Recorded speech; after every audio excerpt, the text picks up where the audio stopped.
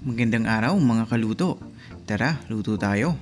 Ngayong araw magluto naman tayo ng tuna ala bistek. Madali lang to, huwag kayong mag-alala.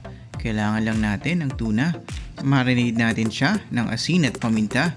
Lagyan din natin ng cajun at saka ng paprika. Itong dalawa, optional lang to, yung cajun at paprika. So pag wala tayo, okay lang. Gawin din natin to sa kabilang side. Sa sauce naman, pagsamasamahin lang natin ng kalamansi, paminta, toyo, suka, lagyan din natin ng oyster sour sauce. Pagkatapos, konting tubig. Haluin natin at iset aside. Pagkatapos, pwede na nating iprito yung ating tuna. Gawin lang natin to ng mga 2 to 3 minutes both side. And then, palike naman ako ng ating video kung nakaabot kayo sa part na to. Pagkatapos nating iprito ang mga tuna, mag-isa na tayo ngayon ng ating bawang. Pagkatapos ng bawang, syempre lalagay natin ng maraming sibuyas. Mas marami, mas masarap. Tandaan natin yan.